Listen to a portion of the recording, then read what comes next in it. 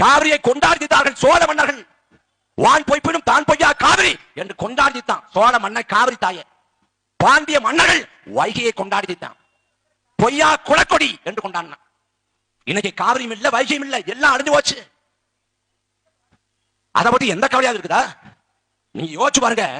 நாம் வாழக்கூடிய இந்த பூமி பந்து, இந்த உலகம், இந்த உலகம் முழுமைக்கும் சராசரியாக ஆண்டு ஒன்றுக்கு 800 மில்லிமீட்டர் மழை பொழியுது.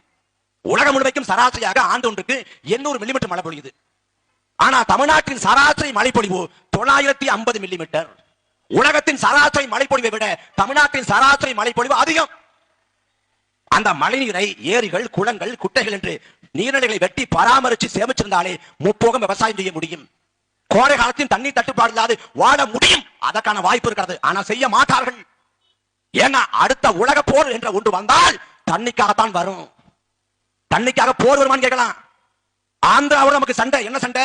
பாலாற்று உரிமை சண்டை. கேரளாவோட நமக்கு சண்டை, என்ன சண்டை? முல்லை பெரியார் நீர் வளத்துக்காக சண்டை.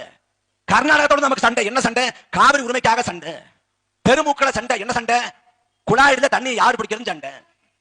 தண்ணீருக்காகத்தான் அடுத்த உலக போரே வரப்போகுது. இந்த கட்சியை நாங்க இதை இலவசமா தர்றோம், அதை இலவசமா தரோம்னு அறிவிக்குது. குடிக்கிற தண்ணியை தட்டுப்பாடு தான் தருமா? எல்லா மக்களுக்கும் உத்தரவாதப்படுத்துமா? யார் செய்ய போறா? யார் அது குறித்தான அக்கறை கொண்டிருக்கா?